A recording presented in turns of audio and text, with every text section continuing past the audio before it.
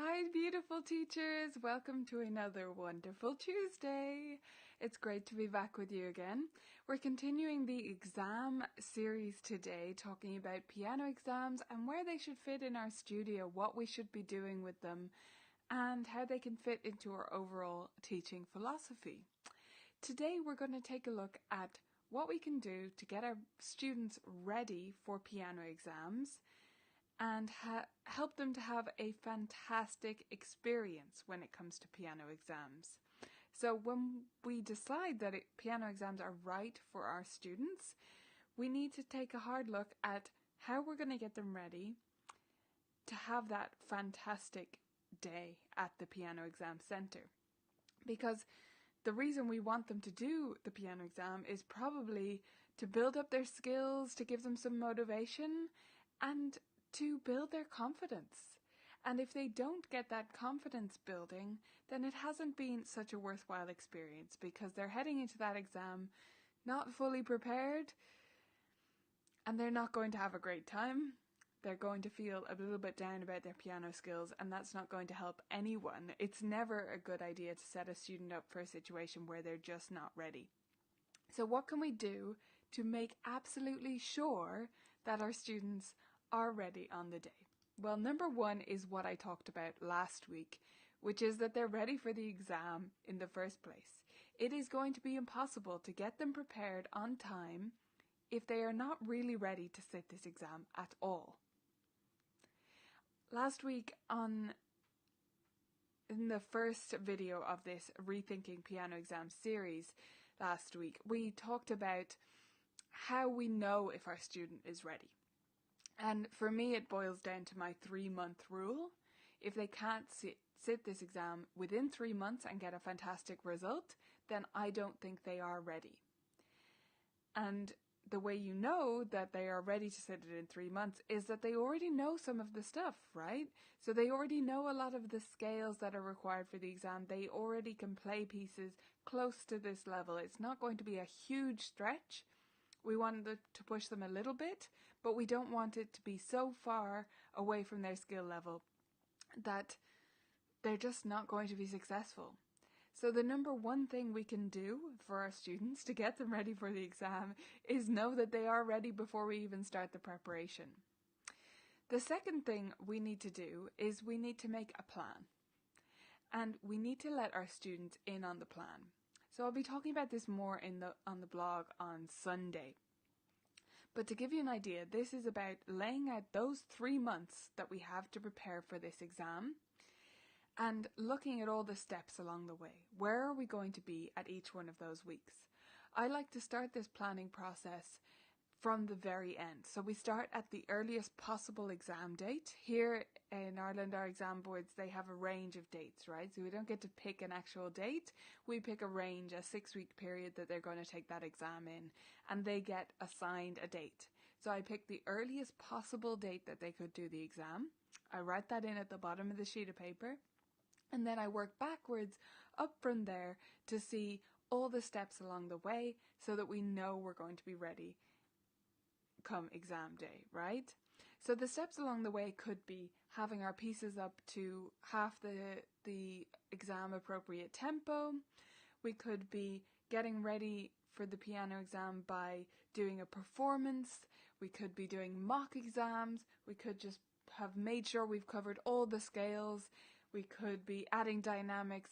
Everything is written into this plan, and I like to create this plan with my students. This is even more important for older students because they need to feel ownership of the process.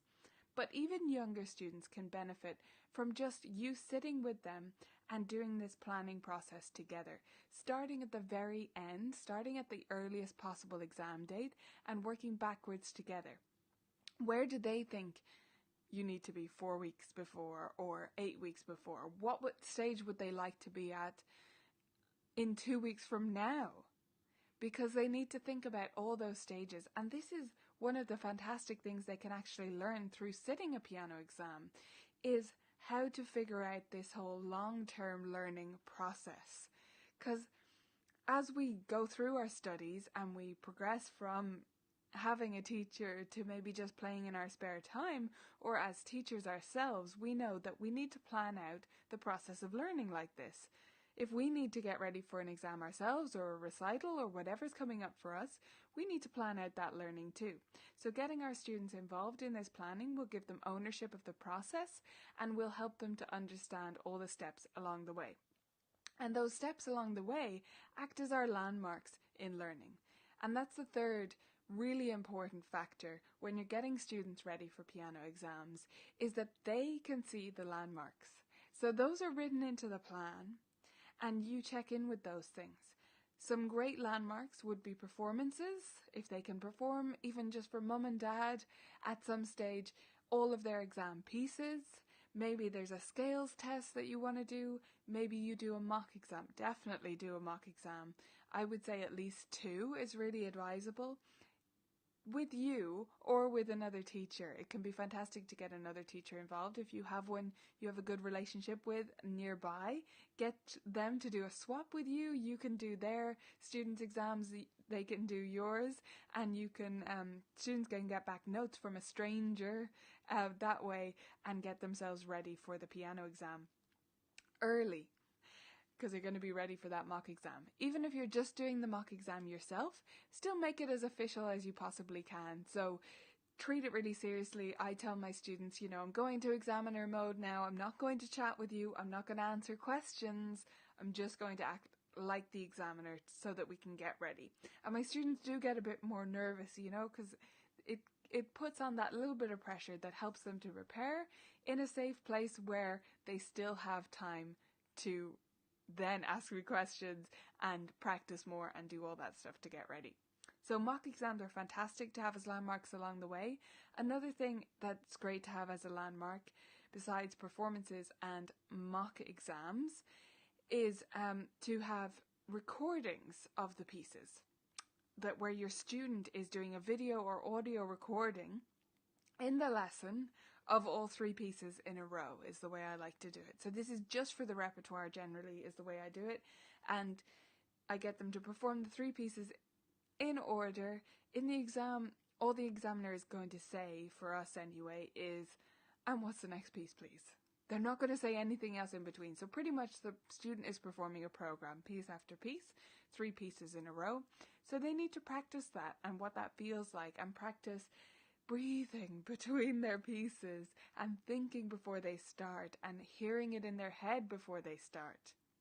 So having these kinds of landmarks, like the performances, like the mock exams, like those video recordings that you watch back together, can help the student to know whether they're on track or not, and do a little bit of course correction and maybe up the practice a little bit and get some of the benefits that you want to get out of piano exams, to maximize those. Because if a student knows where they are going to be motivated to push themselves. But if they don't know how unprepared they are, and you don't want to just be nagging them that they're unprepared, that's not useful.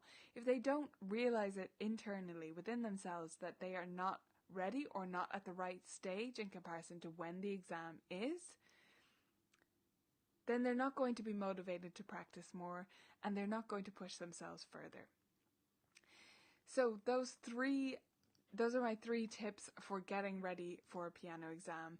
And I hope that they were useful. The number 1 thing is what I harp on about, and I talked about in last week's video, which is that they are ready for this exam level, and that you are not being pushed into it or doing it because it's what's expected. That they are genuinely at this stage. They already know most of the scales. They can already play close to this level, and it's not going to be this massive leap that's just going to cause stress to everyone. The number 2 thing we want to take a note of is we need to do a plan, and we need to include the student in that plan so they can see the entire process and how you're going to get ready together.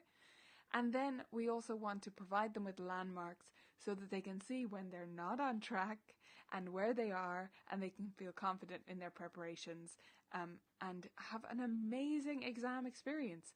My students just went, the students who were doing exams in this period, they just went through it. They all came to their next lesson and I said, how did it go? And they said, fantastic, big smile. I don't even care what result they get because they are delighted with themselves. They know they did great.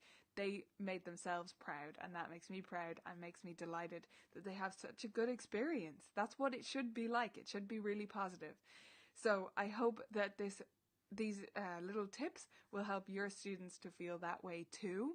I wanted to tell you about one more thing that's happening. So I've got the exam series that's going live on the blog this weekend, as well as the second part of that 2-part series.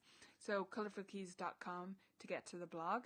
And you'll want to subscribe there as well, because the end of this month, so the 30th of May to the 1st of June, I decided to put on a little 3-day event.